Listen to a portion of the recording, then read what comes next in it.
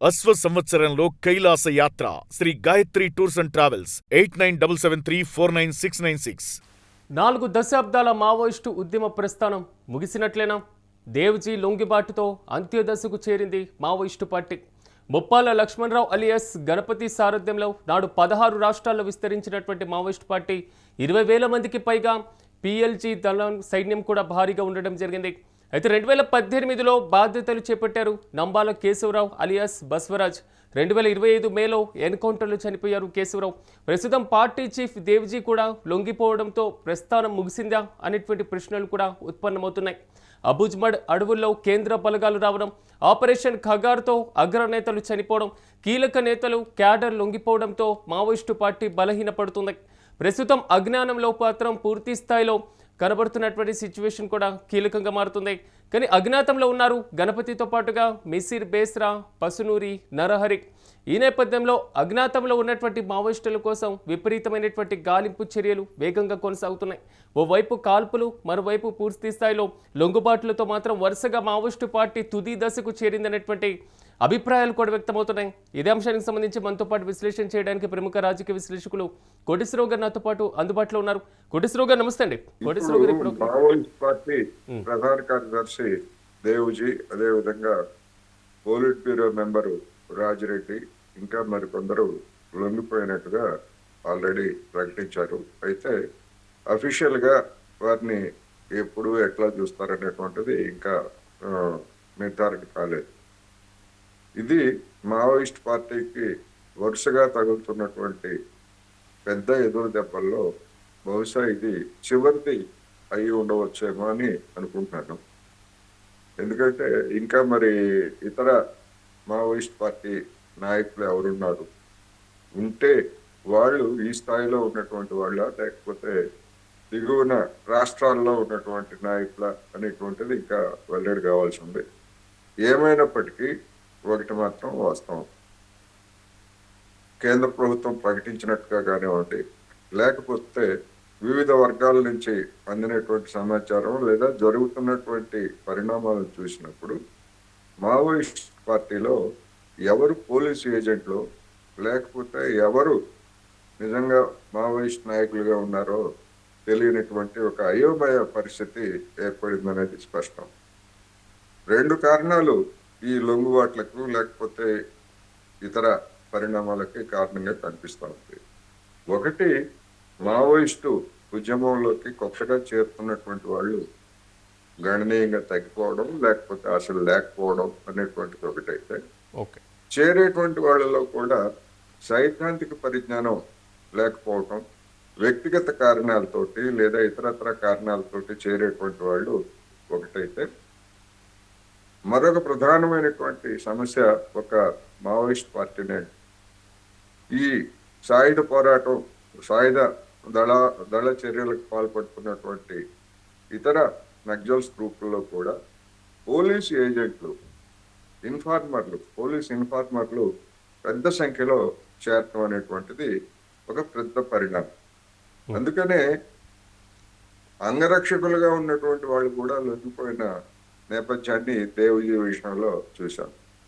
అదేవిధంగా హిక్మా ఎన్కౌంటర్ కు దారి తీసినటువంటి పరిస్థితులు పైకి చెప్పినా చెప్పకపోయినా ఆయన అనుచరులుగా ఉన్నటువంటి వాళ్ళు ఇచ్చినటువంటి సమాచారం మేరకు విజయవాడలో పట్టుకొని కాల్చేసి ఎన్కౌంటర్ పేరుతో కాల్చారన్నది స్పష్టం. అందుకనే ఎవరిని నమ్మలేనటువంటి స్థితిలో ప్రాణాలను కాపాడుకోవడానికి కావచ్చు, లేదా అనివార్యమైనటువంటి పరిస్థితుల్లో ఈ లొంగుబాట్ల పరవ సాగుతోందనేది నా అభిప్రాయం. సో ఇప్పుడు ఉన్నటువంటి టెక్నాలజీ యూజ్ చేయడం కానివ్వండి, లేదా అభివృద్ధి కార్యక్రమాలతో ప్రజల్లోకి ప్రభుత్వం వెళ్ళడం కానివ్వండి, గిరిజన ఆదివాసీ ప్రాంతాల్లోకి, సో దీని ప్రభావం కూడా ఉంది అనేటువంటి వాదన వినపడుతుంది.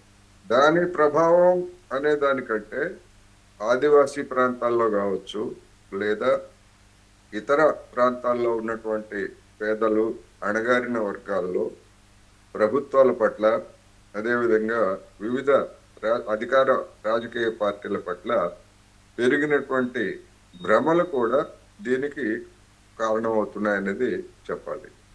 ఎందుకంటే సంఘటిత రంగంలో కావచ్చు, అసంఘటిత రంగంలో కావచ్చు, గతంలో అవసరమైతే సమ్మెలు చేసి ఆందోళన చేసి తమ హక్కులను సాధించుకోవాలనేటువంటి ధోరణులు గతంలో ఎక్కువగా ఉంటాయి. ఇప్పుడు వాటికి భిన్నంగా అధికార పార్టీకి చెందినటువంటి వాళ్ళనో లేకపోతే ప్రతిపక్షాల్లో బలంగా ఉన్నటువంటి వాళ్ళనో వాళ్ళ వెనకాల చేరి పైరవేల ద్వారా లేదా మరొక విధంగా తమ ప్రయోజనాలను సాధించుకోవచ్చు. ఈ పోరాటాలు, ఆరాటాలు, లాఠీ దెబ్బలు, జైళ్లు ఇవన్నీ ఎందుకు అనేటువంటి ఒక తిరోగమన భావజాలం కావచ్చు, లేకపోతే ఉద్యమాల పట్ల ఆసక్తి లేకపోవడం కావచ్చు. ఇటువంటి దశలో మనం ఉన్నాం. ఈ దశ కూడా మావోయిస్టు ఉద్యమాన్ని లేదా మావోయిస్టు తిరుగుబాటును కావచ్చు, పేరు ఏదన్నా పెట్టుకోవచ్చు, దాన్ని దెబ్బతీసిందనటంలో ఎలాంటి సందేహం లేదు. అందుకని జనంలో వచ్చినటువంటి మార్పుని, భౌతిక పరిస్థితుల్ని లేదా అధికార ముఖ్యంగా సాయుధ బలగాలలో పెరిగినటువంటి ఆధునిక ఆయుధాలు కావచ్చు, ఆధునిక సమాచార వ్యవస్థ కావచ్చు, వీటన్నిటిని కూడా గమనంలోకి తీసుకోకుండా ఎంతకాలం సాగిస్తారు అనేటువంటిది ఇది ఒక్క మన దేశానికి లేదా తెలంగాణ లేదా పరిసర ప్రాంతాల్లో ఉన్నటువంటి సమస్య కాదు. ప్రపంచవ్యాప్తంగా మావో ఆలోచన విధానాన్ని విప్లవానికి మేము అనువర్తిస్తామని చెప్పేసి వెళ్ళినటువంటి వాళ్ళందరూ కూడా మొత్తంగా విఫలమైనటువంటి పరిస్థితిని మనం చూసాం. పక్కనే ఉన్నటువంటి నేపాల్లో కూడా ఇదే మావోయిస్టు పేరుతోటి వెళ్ళినటువంటి ఆయుధాలు పట్టినటువంటి వాళ్ళు ప్రచండ నాయకత్వంలో వాటన్నిటిని కూడా వదిలేసి తర్వాత ఎన్నికల్లో పోటీ చేసి ప్రధానమంత్రి పదవిని కూడా అధిష్ఠించింది మనం చూసాం. అందుకని ఈ పరిణామాలు లేదా ఈ అనుభవాలన్నింటినీ పరిగణలోకి తీసుకోకుండా మొరటుగా ముందుకు వెళ్ళేట్లయితే ఏం జరుగుతుందో ఇప్పుడు జరుగుతున్నటువంటి పరిణామాలు మనకి స్పష్టం చేస్తున్నాయి. సో చాలా వరకు ఆపరేషన్ ఖగర్, సో ఈ ఆపరేషన్ ఖగర్తో 100% మావోయిజాన్ని అణిచివేయడం సాధ్యమేనా? సో మావోయిస్టు రహిత దేశంగా భారత్ ఆవిర్భవించేటువంటి అవకాశాలు ఉన్నాయా అనేటువంటి వాదన బలంగా వినపడుతుంది. సో ఈ చర్యలతో మావో పార్టీకి అంతం పలికినట్టేనా? ఎప్పుడు కూడా పూర్తి స్థాయిలో 100% అణచివేత అనేటువంటిది ఎక్కడ సాధ్యం కాదు. మావోయిస్టుల పరిస్థితి కూడా అలాగే ఉంటుంది. ఇప్పటికీ కొంతమంది తాము లొంగేది లేదు, ఆయుధాలు పట్టుకొని మేము అడవుల్లో ఉండి పోరాడతామని చెప్తున్నటువంటి వాళ్ళు అనేక మంది ఇప్పటికీ ఉన్నారు. అయితే గతంతో పోలిస్తే ఆ సంఖ్య తక్కువ కావచ్చు. ఎందుకంటే మనం ఇతర అనేక సాయుధ నక్సలైట్ల బృందాలని మనం చూసాం. వాళ్ళ నాయకత్వాలు లొంగిపోయినా లేకపోతే పార్లమెంటరీ ప్రజాస్వామ్య పందాల్లో చేరినప్పటికీ అరాకొరగా అక్కడక్కడ దళాల నిర్వహణ అనేటువంటిది ఇప్పటికీ కొనసాగుతూనే ఉంది. ఇంకా అనేక మంది అజ్ఞాతవాసంలోనే ఉంటారు. అదే పరిస్థితి మావోయిస్టుల్లో కూడా, అంటే అగ్రనాయకత్వం లేదా రాష్ట్ర నాయకత్వాలు పూర్తిగా లొంగిపోయి జనజీవన స్రవంతిలో కలిసిన తర్వాత కూడా వాటితో విభేదించేటువంటి వాళ్ళు ఇంకా కొంతమంది రాబోయేటువంటి రోజుల్లో కూడా అడవులకే పరిమితం అయ్యేటువంటి అవకాశాలు అయితే ఉన్నాయి.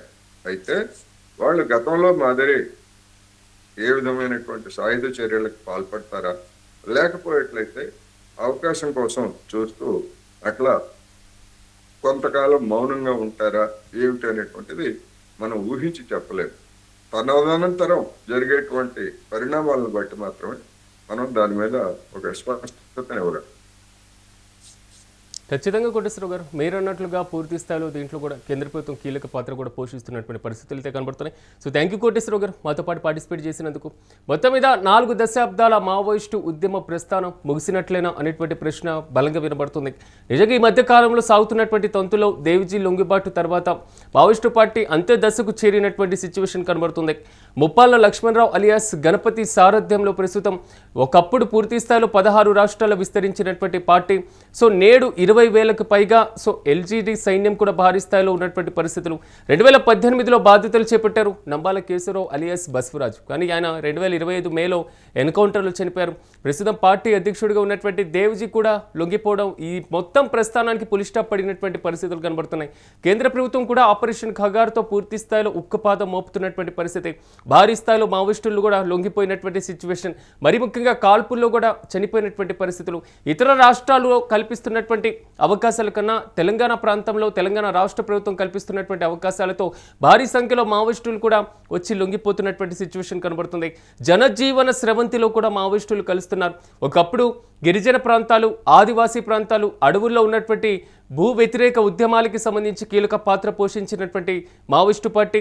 సో ఏదైనా సమస్య వస్తే అన్నలు వస్తారు అనేటువంటి నానుడి దగ్గర నుంచి నేడు ప్రభుత్వాలే పూర్తి స్థాయిలో అభివృద్ధి కార్యక్రమాలతో గిరిజన ప్రాంతాలు, గిరిజన తండాలు, ఆదివాసీ ప్రాంతాల్లో కూడా వెళ్ళి వస్తున్నటువంటి పరిస్థితులు. సో టెక్నాలజీ విపరీతంగా పెరిగిపోయినటువంటి సిచ్యువేషన్.